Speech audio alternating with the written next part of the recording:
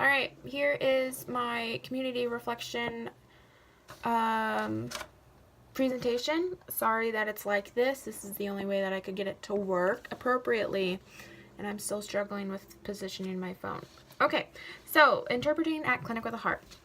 There is such a big need for this service because it is there to fill the gap between the communication. If you can't communicate with your patient, you can't really know what's going on or how to help them the best way. And so it is able to provide care to more people, and it interpreting provides a more diverse care because you can go along all the different languages. The issue with this is that there's not enough interpreting, or there's not enough resources out there to be able to effectively communicate consistently. And I also think that some places have these resources, but staff are not educated enough on how to use it, when to use it, and the proper way to use it. So on the floor, I had a patient, Spanish-speaking patient, and she was using her son to interpret. And I could tell that he was not interpreting it correctly. And as soon as we got the Marty out that I enforced that we use, she spilled the beans on so many different things that she needed, that she don't want to use her son to do. And so if I didn't enforce the use of the Marty, we never would have gotten all the information that we would have needed for this patient. And so I think that's a big issue, is that people just aren't educated on how to use the resources that we do have, or they just don't choose to use them. Whatever the issue is, I think it needs to be fixed. What can you do with the knowledge you gain from the experiments to promote change? So I can educate my classmates, other nurses that I'm around, that using the Marty, it might take a long time, might take longer than your other patients, but it is totally needed to provide quality care to all of your patients. So yeah, being on the floor, and if I see an issue, just being able to go up there and be like, hey, we need to use the Marty, we need to call an interpreter, we need to do whatever it is to get the care that this patient needs, and to be a big advocate for them, because they're not going to get the same type of care as an English speaker if we're not using the resources to communicate effectively. How is what you study preparing you to address this issue? So I just see the need to fill the gap as a nursing student. There's so many patients that you come in contact with that speak no English, whether it be they speak Spanish, Arabic, Yazidi, French, Japanese, whatever it is. There's so many different languages out there, and everybody deserves the same access to communicate their needs and to get a good response from it. So that I've just had my eyes open up so much about the care that we need to, and to keep it equally throughout the course of everybody that we care about. How does this profession/field affect this issue? Well, you can't say no to anybody if you can't understand what they're saying. So you have to treat everyone, and in order to do that, you're going to need these resources to reach all the people and provide quality care to everybody. The responsibility in this field, you have the same responsibility to care for every person. Everybody deserves the same quality of care, like I've been saying. It's important to create quality resources. And so, if the Marty's not available, or if you just need to ask one question, have resources that are quick to use in emergency situations. Because the Marty does take a long time. You have to put in the patient's name, you have to put in a ID number, it takes a while to just get it even set up. So if an emergency situation, to have those resources, it's the nurse's responsibility to be able to communicate with their patient in whatever way that they need to. So my opinion has increased. It hasn't really changed, it's just become stronger, because I see the gap in Spanish speakers, because that's, I think, a majority of the people that we come in contact with. So I just think that we need, my opinion about availability of interpreters and using your resources like the Marty, maybe teach more languages in school, so when they're adults they have a more diverse education, and I have just had a greater appreciation for bilingual people. So people, like some of the people that volunteered at Clinic with a Heart, they were from Mexico, Brazil, Colombia, and they also see the gap, and they want to help people that they can help in their special way. And I think that was just so cool because, yeah, I know Spanish and I would help a lot with like medical terms, but I didn't get the grammar like they could, and I just really was thankful that they were there, and they were even teaching me a lot. Positively impact the situation. I think that individuals need to self-reflect on themselves, especially nurses, to be able to see their willingness to learn a new language, to learn how to use the resources, and just to be able to adapt. As the communities, I think Lincoln does a pretty good job at accommodating to everybody, but we can definitely always improve. So, and then educate more on languages and resources that people can go to, and then the government maybe we should offer classes to immigrants to learn English. I don't know if we do, I really haven't looked into it much at all, or provide opportunities for people, immigrants who don't speak English, to show them how to get through the day. Oh, shnikes. Sorry, lo siento. Okay, client-focused questions. Similarities between me and the people that you are serving. I think every single person wants to be heard. They want to be listened to and cared for. Just because they can't be understood does not mean that they don't want to be heard. And that goes for me too. When I'm talking to someone, I want them to understand and listen to what I'm saying.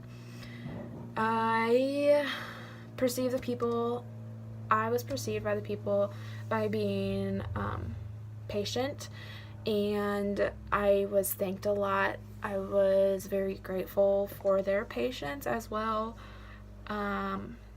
And just to be able to try and fill the gap, to do the best that I can, and I think they really recognized that I was helping in any way that I could, and they returned the favor by saying thank you. What do you think a typical day is like for the people you serve, and what pressures do they confront? So this one kind of hit me hard because I was thinking, if I can't go to the grocery store and communicate with someone, I probably won't go, or I will probably be in and out and maybe not even get all the things that I need. Because I would feel embarrassed if I can't talk to someone. I'm not going to go and put myself in a situation to talk to someone. And so I think a lot of people who can't speak English in our society just avoid places. They avoid going out because of the pressure to adapt to a new culture and language. Yeah, and it's hard because they need to live a life too. They need to go buy things. They need to go and have human interactions. But I think that they probably stay within their close-knit of people who speak their language. And then that just makes it so much harder to adapt to a new culture and a new area.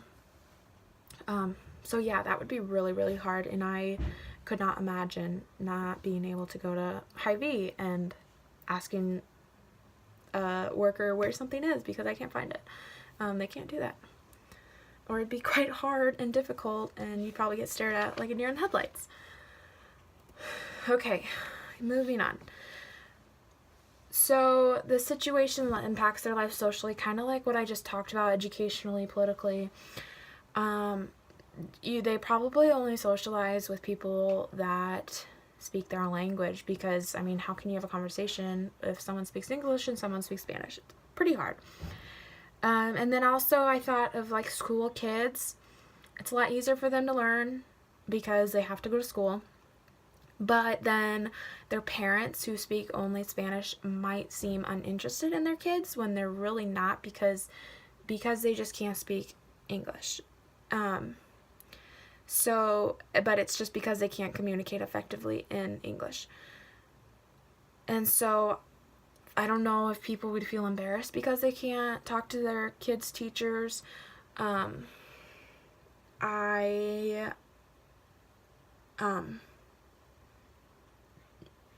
maybe they've been denied too much, so they just avoid the whole entire conversation. Stereotypes about the people you serve. This one was kind of hard. I don't really know what kind of stereotypes I had of these people, other than maybe they're just like not willing to learn a new language. But if you think about it, if someone's 50 years old and they've spoken Spanish their whole life and now they finally moved to the United States, would you really be wanting to speak a new language? Probably not. And it's really hard to learn English. So just the lack or uninterested want to like learn a new language, because it's like, well, you came to the United States, you need to speak English. And I think that is really rude, because that's their culture too. So I have just kind of realized that that's who they are. That's part of who they are, is to speak Spanish. And I think we need more accommodations for those people. Just like you can't fix the deaf or the blind how to like communicate, you can't fix a Spanish speaker how to communicate. So just creating those resources for them to effectively communicate and get what they need done. So if I was in charge of the agency, what you were serving, how would you improve the delivery of service to the clients? I had the opportunity to do intake solo, and so I would take Spanish speakers and do the intake without a mediator, because I was able to ask those questions and get the answers and understand it. So that allowed another nurse to take an English speaking patient and do that intake, and I thought it allowed it to go a lot smoother.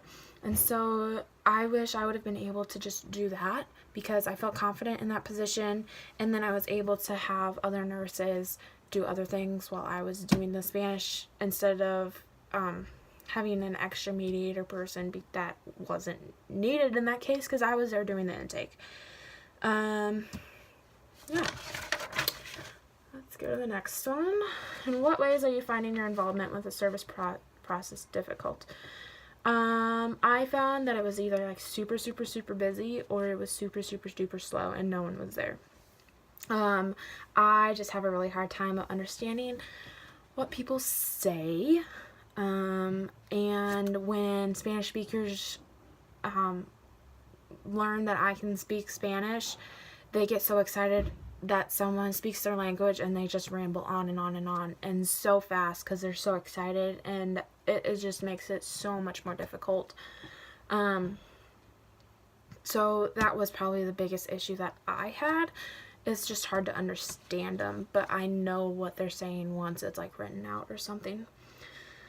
What helps follow through despite the difficulties I encountered? I used my resources. I pulled out my Google Translate app when I was really just like not getting it. I asked other interpreters if they were free to come and help me clarify something, just to make sure that they still got the same quality of care.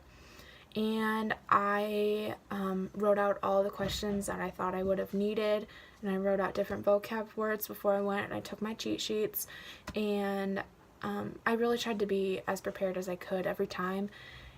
And so if I missed something, then the next time I made sure that that was written down, so if I needed it again, I recognized it. Personal qualities, leadership, etc. have you developed through the service learning? I have gained so much more compassion because of some of the stories that I heard. The more interpreting I got, like the more that I consistently did interpreting, the more confident I got in it, and then the more excited I was to be able to go and help these people. And I think as a leader, you need to know when to ask for help. And in a lot of cases, I needed help, and I was not afraid to ask for it. I was not afraid to ask for clarification, because I don't want these patients to fall through the cracks just because I messed up on interpreting, because they don't deserve that, and I just want to get better myself too. So, yeah. And what ways do you anticipate these qualities will help you in the future to help others? So I just think not denying anyone care, and just to give them a listening ear is sometimes all that they have, all that they want. Everybody has a life, and I don't know what they're living through. I don't know what they've been through, so I can't always understand how they feel. And so just being able to give them a safe place to just maybe talk, to get something off their chest, and as a stranger, sometimes just like a listening ear is just really nice. And that they don't need to be afraid to be denied care just because of the language and culture that they come from. Now, what happened during your service experience that made you feel you would or would not pursue this as a career? I'm not turning back. Now, I really like my career that I am in, and I love that I get to care for everybody, and that's why I do Spanish, is because I can reach that many more people and build rapport with that many more patients. I have noticed when you start speaking Spanish with someone, their eyes just kind of lit up because they're like, oh my gosh, you care about me, and like you want to get to know me by speaking my language. And it's really inspiring, and it makes me want to get better at this, and I keep working hard at it because it's coming really hard to me. And so that keeps inspiring me because I know how many more people I can impact as a nurse if I can speak their language. What contributions can you bring to this field from your service experience? I could totally educate the importance of using the resources to communicate effectively. Not everybody's going to be able to speak Spanish, French, Arabic, whatever it is.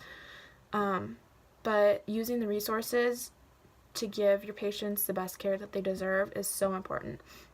And then to create a plan for what works for each individual patient, because not every single patient is going to be the same.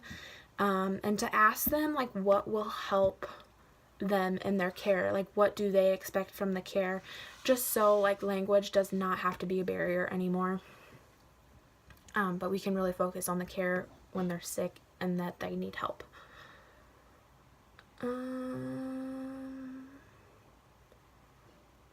Okay, sorry.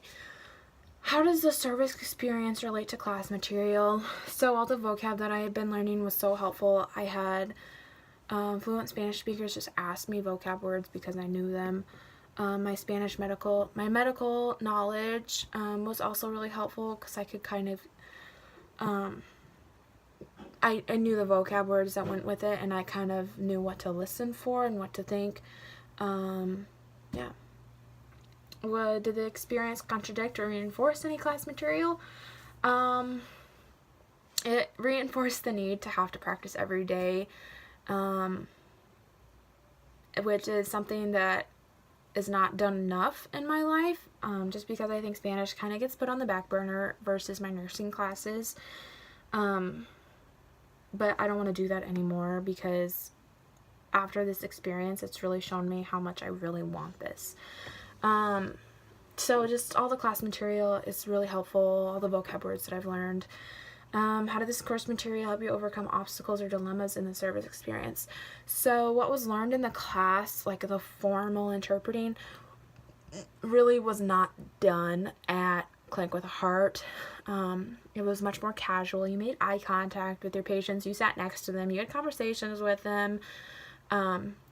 And I think that's also helpful in that setting because it kind of eased them. They weren't so formal. They didn't have to like expect so much because it was more of a conversation than an interview setting. Because I think if it was more formal, I think it would turn away some people. Yeah. Reflection questions. Why do you do service, for self-interest or altruism? So obviously I don't think I would have done this because I didn't know about it, but I really, towards the end, once I got into it, I really enjoyed what I was doing there, and I was excited to go back. So I think it was more for self-interest, and it was making me a better Spanish speaker, and it was allowing me to help more people. 3 things that stuck in your mind about the service experience. I think there is a need for cheaper healthcare, because if these people didn't have this clinic, they probably wouldn't have had any type of care. Not just Spanish speakers need a listening ear, everybody does. I like anybody. I need a listening ear. My friend Billy Joe needs a listening ear. Like, everybody wants to be listened and heard about. Lastly, there's just so many people that need help. It doesn't matter what your background is, where you're going, where you came from, what's wrong with you, like what you're sick with, like where, like, yeah, your culture. Anybody and everybody needs help at some point, and to be able to be there for them is really important to me. And that's what Clinic with a Heart does, is that they're there for those people. What did the body language of people tell you? So before a Spanish speaker, I really noticed this. Specifically the Spanish speakers, they were very closed off. They kind of stood in the corner. They didn't want to talk to anybody. They seemed quite scared and uncertain of like, what are they doing there? And until like someone walks up to you and starts speaking Spanish, and then they kind of open up and they are like, okay, I can follow this person. They understand me. I thought that was really cool to see how their body language changed throughout the time there. How do you feel people's response? How did the people's responses make you feel? I always try to put myself in other people's shoes and see how I would act if I was in that situation. I really wanted to make any patient that I came in contact with feel safe, and so I always gave like a smiling face. I asked them questions about where they're from, families, just to kind of like ease their stress. And so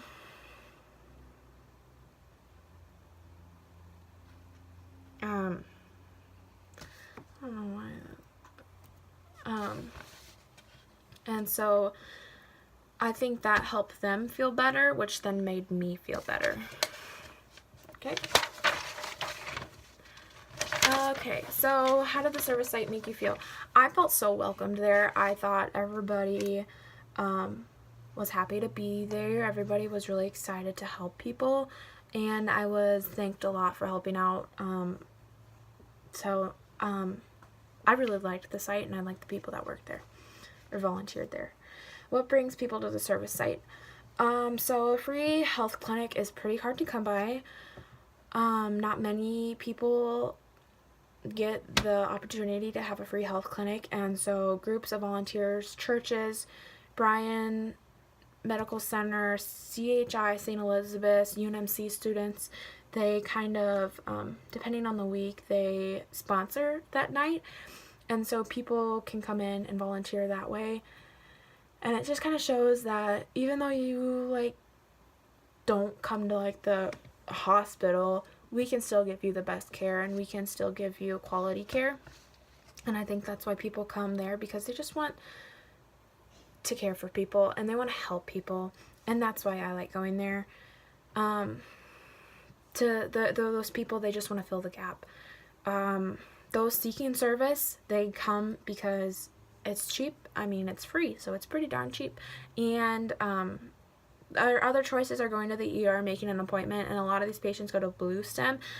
But a reason why they come to Clinic with a Heart instead of Blue Stem is that Blue Stem, it takes like 2 weeks to a month or more just to get an appointment. And if you're sick now, like, what are you supposed to do? I mean, urgent care is expensive, the ER is expensive. They don't really have another choice. Were strangers welcomed? Well, mostly all patients were strangers.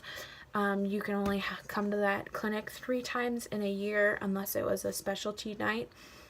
And so they have to come in like at 2 o'clock and get an appointment time, and then they need to show back up, and then they only get 3 chances in a year to do that. But I think that, I mean, that's needed also. So yeah, it's all strangers and everybody's treated equally that I saw. Yeah, it didn't matter where you were from. We were going to help you out.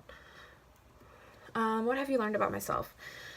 I learned that I was capable of helping and interpreting in the way that I want to. I was so nervous to start out, but once I didn't have the choice to sit back anymore, I jumped in head on, and I was able to do it. Not to the best that like I want to be, but I did it, and I did it confidently. If you were one of the people receiving services, what would you think of yourself?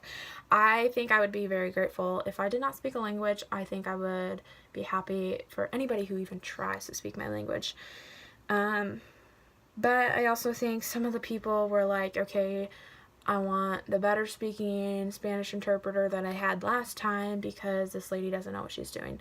And I totally felt that way in the doctor's office because I got so lost, and then I got so frustrated and everything just spiraled downhill. But then in those cases, to make sure that they still got the good care, I went and asked for help. Because there was really nothing else that I could do because I was not getting it. And then I feel bad because they deserve the best care possible. How does this experience compare to others you've had?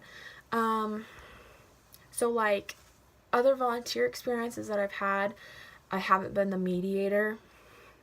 And so as a mediator, you kind of get to do every single job and just follow that patient around, versus doing one job and doing good at it. And so it was just a total different experience because you didn't just do one job, you did like several as a mediator and following it around. How has your service contributed to your growth? I feel that is like my responsibility to be able to fill the gap and to teach others how to fill the gap. I want to step up and create a better environment wherever I go. I want to create a safe environment for those people to be able to express how they feel. Professionally as a nurse, I want to create relationships with everybody by using my knowledge and my resources. I want to pursue to be better and speak Spanish better and have conversations with people in Spanish and just be more fluent. And I think Colombia will help with that. Also, me studying more. How would you do this differently if you were in charge? I think I would communicate with the volunteers a lot better. And I would create someone specifically for Spanish intake on busy nights. I think communicating what the expectations are or who to talk to if you do have a question are really important, and not just throwing people under the bus. What is the best and worst thing that's happened? So the best thing was speaking Spanish. The worst thing was speaking Spanish, and the most challenging thing was speaking Spanish, but it was also the most rewarding. Got to do intake for people, and I loved that. I felt so confident in it, and I could do it. And then why I say it's the worst thing is because if I got frustrated in the doctor's office, I kind of just like shut down instinctively, and it just really I struggled, and it was not fun. So I just need to do better and keep asking for help and keep learning. Internally, internal and external conflicts. Explain factors that contributed to it and how you might resolve or cope with the conflict. Internally, I was not confident with my abilities at the beginning, especially. But then once I overcame it, I could do it. I really could. And I found ways to like help me along. So an external conflict, I think, was more like the communication errors between the volunteer coordinator and myself. I kept being told one thing after I asked questions, and she was expecting other things. And so just to be able to clarify those expectations, I mean, I can't read her mind, but if she would be able to clarify what she wanted, I would have done it. And I did do that. She asked us to sign up, and I signed up. But it still wasn't good enough. So that conflict, I think we just needed to be able to clarify a few things better, and hopefully next time, if there is a next time, that we can communicate that better and have set expectations from the beginning. A social problem that I came in contact with, I think today we get to like hide behind our email or text, and I think that was part of the problem. I didn't talk to her face to face about what the expectations were and that we could elaborate more on it. than just over an email, because that's my only communication that I really had with her. She said that she'd talk to me later, and she never did, and then she just left at the clinic nights. So, yeah, it was just kind of hard to have that communication because she wasn't very open about it either. The root cause of the problem, just that lack of communication. And, you know, if you have a patient who you can't communicate with, there's going to be some barriers and some things are not going to get done right. And that's the same way between two English speakers. I thought expectations were clear of what she told me, and I followed those, and she was thinking that my expectations were something different. So like the root cause was just communication.